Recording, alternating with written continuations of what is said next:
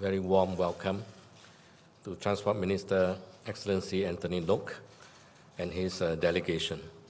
And of course to all our Muslim friends, Selamat Berpuasa.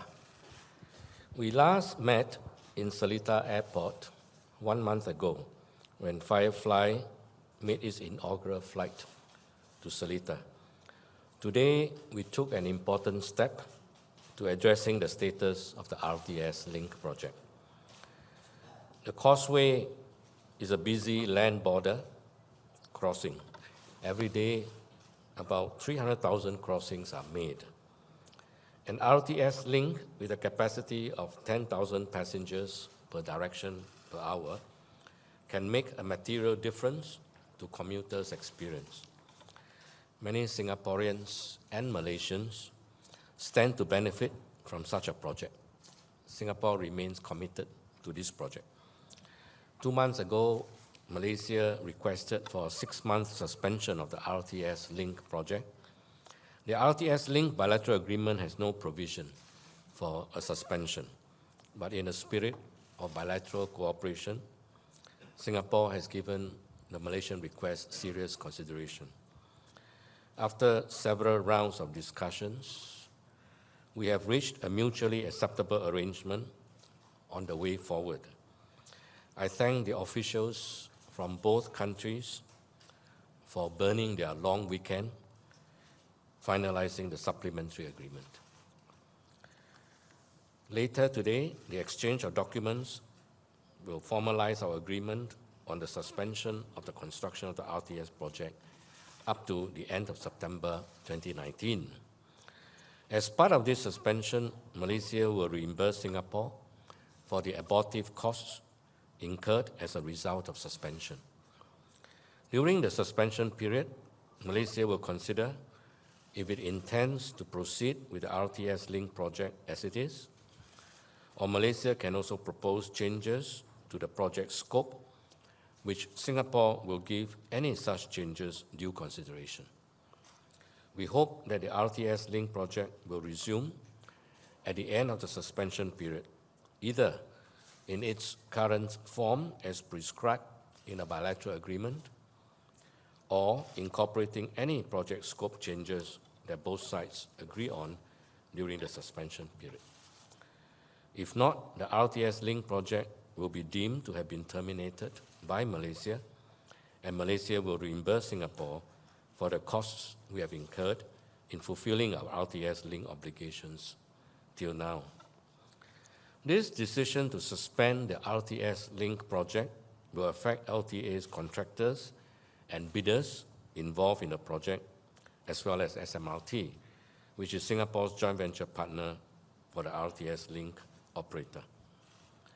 They have been concerned about the future of the project, and today's announcement will clarify the situation. We thank them for their active participation in the project so far. We certainly hope to work with them again if the project resumes. May I now invite Excellency Minister Anthony Loke to address the media before we open for media Q&A. Yeah, thank you, Minister Koh. Ladies and gentlemen, a very good morning to all of you. First of all, we have had a short meeting just now with Minister Koh. I told Minister Koh that today indeed is a very special day for me, because 21st of May marks my first anniversary as a minister. I was sworn in as a minister last 21st of May. And in the past 1 year, both of us have met 6 times. That shows the closeness and the importance of our working relationship. And I'd like to thank Minister Koh and the officials involved who have worked tirelessly for this signing. After rounds of discussion, Malaysia and Singapore have reached a mutually acceptable agreement. The signing of the side letters for the RTS Link agreement today formalizes the deferment of the RTS Link project until 30th of September 2019. We appreciate Singapore's support and understanding on the challenges we face in implementing the RTS Link project. We recognize the urgent need to alleviate traffic congestions at the Johor Bahru Singapore Causeway, which facilitates about 300,000 crossings daily, affecting approximately 250,000 Malaysians working in Singapore. The agreement will allow us some time to explore other affordable and sustainable solutions to address traffic congestions at the border. These include new initiatives such as improvement to the physical infrastructure at the border, review of interboundary policies and regulations, and enhancing the quality of cross-border services. Malaysia will bear the agreed costs in suspending the RTS Link project. If by 30th September 2019, Malaysia does not proceed with the RTS Link project, Malaysia will also bear the agreed costs incurred by Singapore in fulfilling the RTS Link bilateral agreement. Let us continue to find new ways that could still meet the objective of providing an affordable, efficient, and practical transport connectivity between the two countries. Anyhow, even though that we are suspending the RTS Link project, but in the next few months or so, we will work very hard to ensure that we can find solutions, find better approaches, and both of us really hope that we can proceed with this RTS Link project. Thank you. Thank you. Thank you, Excellency. Yeah.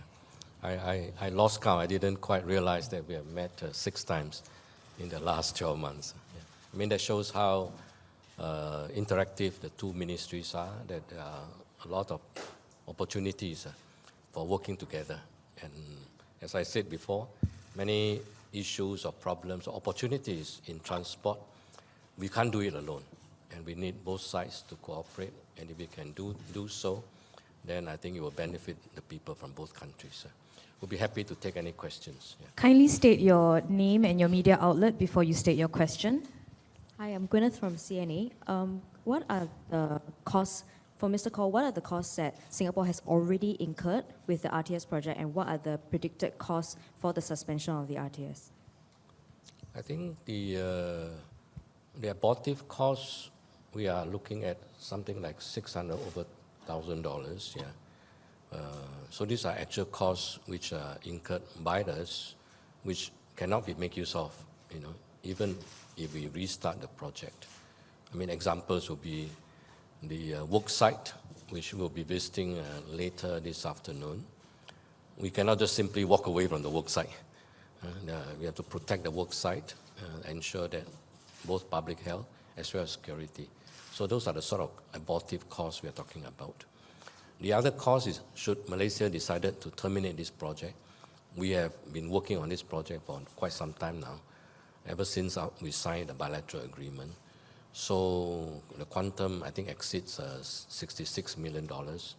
And those are costs which we have incurred. And if should Malaysia decide to terminate the project, then those are the costs that will have to be compensated. Yeah. Adrian from the Straits Times. When will the line be open? The previous targeted date was December 31st, 2024. The suspension, of course, will impact this project. And should we, at the end of suspension, decided to proceed as per the bilateral agreement, then there will be postponement. I think the order will be about a couple of years. Yeah. I think probably that questions cannot be answered right now, because I think even though that we suspend the project right now, but of course we are looking at other approaches of how to proceed with the project. And once we finalize the way forward for the project, then we will, I think, finalize the deadline as well and the commencement of the service. Of course, I think we will try very hard to make sure that we still can probably meet that deadline if possible, because I think there are ways and means to do it, even though there's some delay right now, but I think we can catch up in other aspects. So to clarify, my answer is if we were to proceed as per the agreement. Yeah. Hi, Jing Yi from Chinese Media Group. Can I check, does the negotiations include retweaking the design of the link, like adding a land bridge or vehicle bridge of some sort? During the suspension period, as I outlined just now, we are open to suggestions. I know Excellency Anthony Loke has some ideas about how the project parameters can be modified, maybe so as to speed up the completion or reduce costs, and we are open to that kind of suggestions and discussions. Yeah.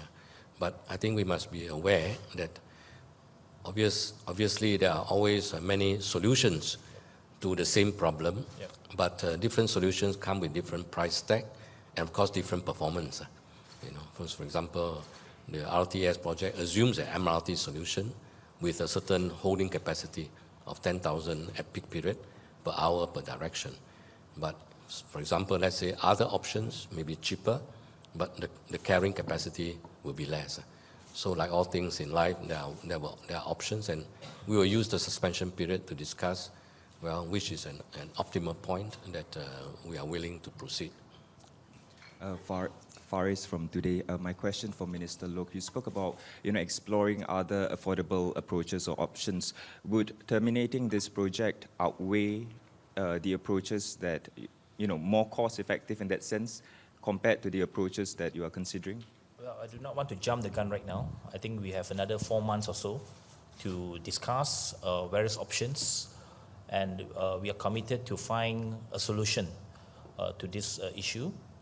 I think we do not want to discount any possibility at this point of time, and I do not want either to say that we are going to terminate the project because, as I mentioned to Minister Koh, very much on our part, we really hope that this project can proceed, but in other forms and other approaches that we have to take into consideration. Of course, key to that is the cost of the project, and that is a major consideration that on the Malaysian part.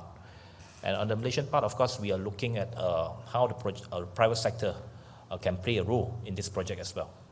So I think to answer your questions, we are not discounting any possibility right now, but we do not want to sum up that we are going to terminate this project at this point of time. Because if I may just add, the bottom line is there are genuine problems on the ground. I mean, we have crossed the causeway before, and the congestion, especially during festivity period, early peak hours, evening peak hours, the long delays, those are real. And there must be some good practical solutions to those problems. RTS is, we think, a good way of making a difference. But who knows, there may be better or other solutions or other solutions.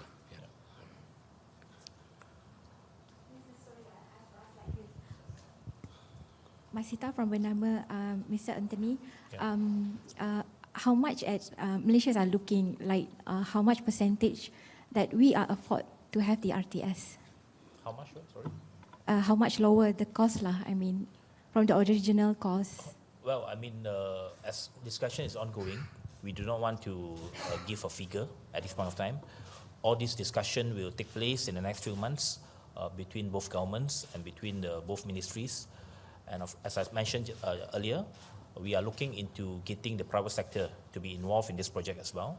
So I think this is a very much a commercial decision, and I do not want to give any figure right now. But we are looking at, I mean, the important thing is that if we are able to reduce the infrastructure costs, that will benefit the passengers and the public at large, because it will lower down the fare structure in future.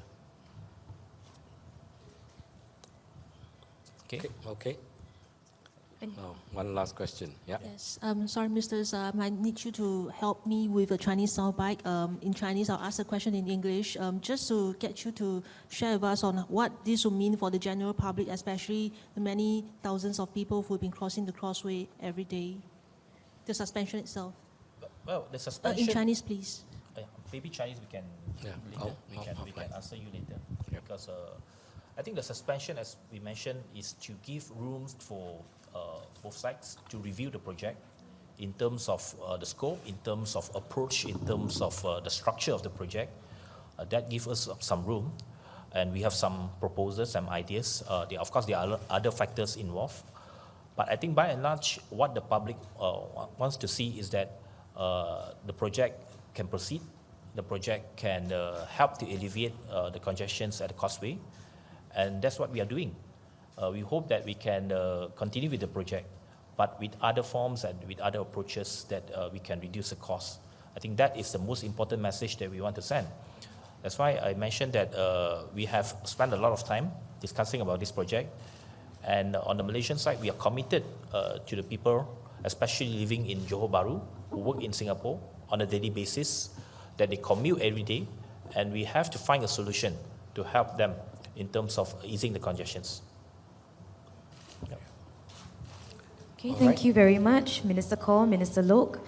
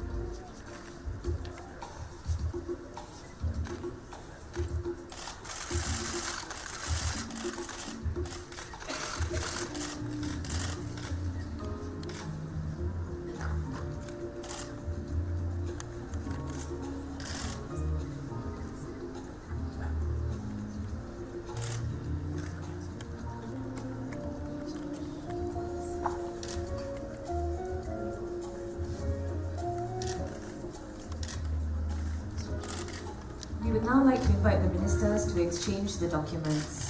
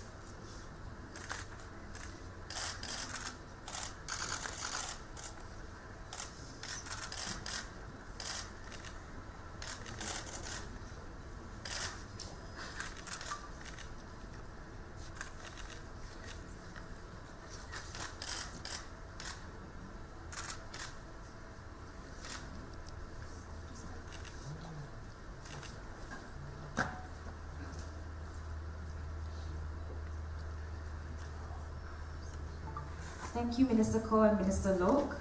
Ladies and gentlemen, we have now come to the end of the signing ceremony. We would like to invite the ministers to take their leave.